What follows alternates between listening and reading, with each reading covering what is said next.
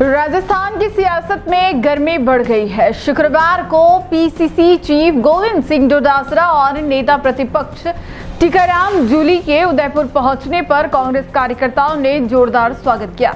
Airport पर कांग्रेस कार्यकर्ताओं ने नारेबाजी करते हुए नेताओं का भव्य अभिनंदन किया। इस मौके पर नेता प्रतिपक्ष टीकाराम जूली ने सरकार पर तीखा हमला बोला। उन्होंने कहा कि प्रदेश में सरकार नहीं सर्कस चल रही है, मंत्री विकास नहीं माल लूटने में लगे हैं। गरीबों की समस्याओं से सरकार का कोई लेना देना नहीं है। डोटासरा और जूली दोनों कांग्रेस कार्यकर्ता सम्मेलन में भाग लेने के लिए उदयपुर आए हैं। सम्मेलन के माध्यम से कार्यकर्ताओं को जनता के बीच जाकर जनसंवाद बढ़ाने और सरकार की विफलताओं को उजागर करने का आह्वान किया जाएगा। पीसीसी चीफ गोविंद सिंह डोटासरा ने भी सरकार को आड़े हाथों लिया। उन्होंने निकाय चुनाव में हो रही देरी को लेकर सरकार पर हमला करते हुए कहा, यह संविधान का उल्लंघन है, लोकतंत्र का मुखौल उड़ाया जा रहा है। पत्रकारों से बातचीत में जब उनसे पूर्व मुख्यमंत्री अशोक गहलोत से उस बयान पर सवाल पूछा गया जिसमें उन्होंने मुख्यमंत्री भजनलाल शर्मा के खिलाफ षड्यंत्र की बात कही थी, तो डोटासरा ने कहा कि मुझे राजनीतिक षड्यंत्रों का ज्यादा अनुभव नहीं है, लेकिन इतना जरूर कह सकता हूं कि यह सरकार 5 साल चलेगी और जनता 5 साल तक त्रस्त रहेगी। कांग्रेस के इस बयानों से साफ है कि पार्टी अब सड़क से सदन तक आक्रामक रणनीति के साथ सरकार को घेरने के मूड में है।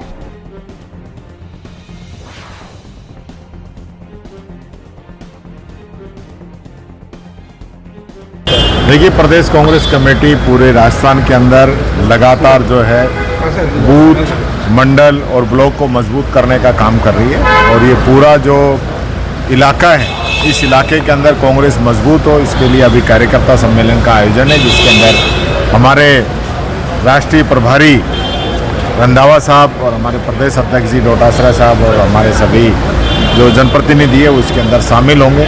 कांग्रेस की रीति नीति हमेशा से गरीब के, दलित के, पिछड़े के, आदिवासी के उत्थान के लिए रही है। हमेशा कांग्रेस की जो नीतियां बनी हैं इस प्रकार की बनी हैं कि जो पिछड़ा व्यक्ति है वो आगे आए, और यही संविधान की मुख्य भावना है, मुख्य उद्देश्य है। तो समानता का अधिकार है, उसके तहत कांग्रेस काम कर रही है।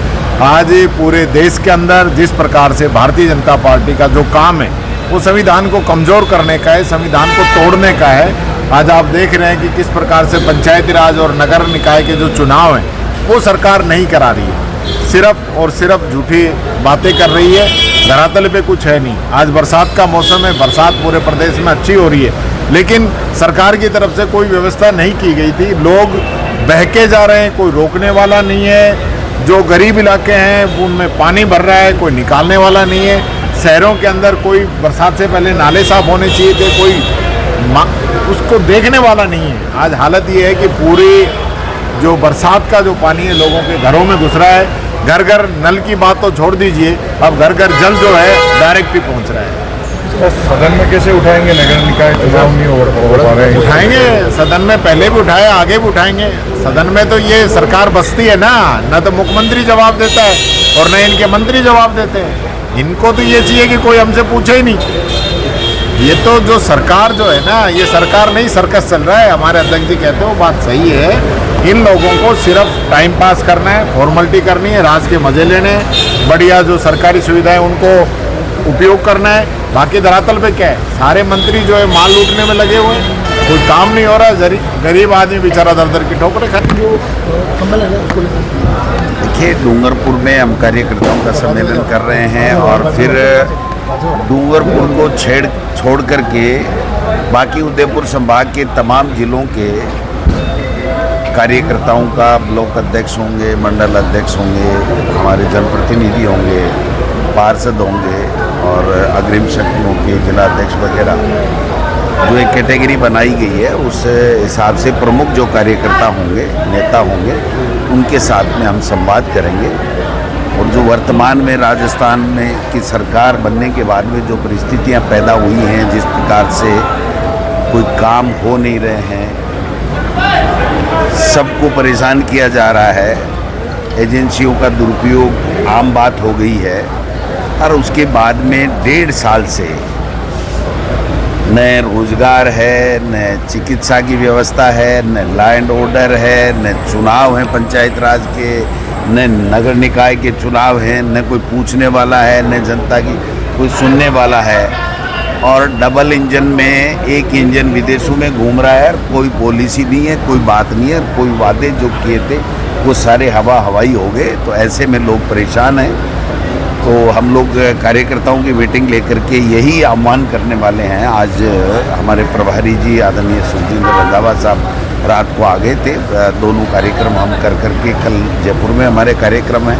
तो हम आह्वान करेंगे कि जनता के बीच में जाइए, उनके दुख दर्द में शामिल होइए और जितनी आपसे बन पड़े उतनी उनकी तकलीफ़ें हैं उनमें आप मदद कीजिए, उनको समाधान करने के लिए। तो ये सारी चीज़ें करने के लिए कांग्रेस कार्यकर्ताओं में, और जल्दी हम लोग जो हमारे संगठन बना है, जो हमारा ब्लॉक, जिला, उसके बाद में मंडल की कार्यकारिणी और BLA और नगर कांग्रेस कमेटियां बन रही हैं। अब हम वार्ड कांग्रेस कमेटियां और उसके बाद में जो BLA जो हम बना रहे हैं उन BLA का प्रशिक्षण शिविर हम लोग लगाएंगे प्रदेश कांग्रेस कमेटी की तरफ से। तो जल्दी ही हम लोग जो ही हमारे BLA 10-5 दिन में पूरे हो जाएंगे, फिर एक कार्यक्रम तय करके आएंगे और 2 दिन तक इस संभाग के अंदर BLA का प्रशिक्षण शिविर हम लोग लगाएंगे। संभावित निकाय चुनाव को लेके ये सम्मेलन आयोजित हो रहे हैं। देखिए करवा ही नहीं रही है ना चुनाव, तो ये तो कायदे से पिछले नवंबर में ही जब कार्यकाल पूरा हो गया था तो नगर निकाय के चुनाव कराने चाहिए थे। 12 महीने से ज़्यादा मैं समझता हूँ कि प्रशासक लगा करके बैठना ये संविधान का उल्लंघन है, कानून का उल्लंघन है। और पता नहीं है सरकार क्या करना चाहती है। 1 स्टेट 1 इलेक्शन का एक दिन उसमें अभिभाषण में या बजट में उन्होंने नाम बोल दिया, उसके बाद में कहीं कोई इस तरह की पॉलिसी, इस तरह का कोई कानून, इस तरह की कोई विधानसभा में कोई चर्चा इस तरह की हुई नहीं। भाई आप कुंडली मार के बैठ जाओ कि हम तो चुनाव नहीं कराएंगे, जब सारे चुनाव हो जाएंगे उसके बाद में कराएं, तो ये 1 स्टेट 1 इलेक्शन नहीं है। क्या देश के चुनाव भी ऐसे ही कराना चाहते हैं? 1 नेशन 1 इलेक्शन की जो बात कर रहे हैं, क्या इसी तरीके से कराना चाहते हैं कि चुनाव कराओ, हिम्मत राष्ट्रपति शासन लगा दो और जब लास्ट का कोई चुनाव हो उसके साथ में सारे चुनाव करा दो? जब महाराष्ट्र और हरियाणा का 2 स्टेट का एक साथ ये चुनाव नहीं करा सकते तो क्या देश का क्या चुनाव कराएंगे? और अब तो हद ही हो गई जब वोटर लिस्ट को लेकर के पूरे देश का मतदाता चिंतित हो गया, सभी विपक्षी पार्टियां चिंतित हो गई कि वोटर लिस्ट में भी घपला करने की बातें सामने आ रही हैं। तो मैं समझता हूं कि ये एक तरीके से सारी संस्थाएं जो इस देश की प्रीमियर संस्थाएं हैं उनके ऊपर भारतीय जनता पार्टी ने और RSS ने कब्जा करके अपनी मनमर्जी से उनको चलाना चाहते हैं। ये देश के लिए खतरनाक है, ये लोकतंत्र के लिए खतरनाक है। ये सारी चीज़ें हम लोग करेंगे।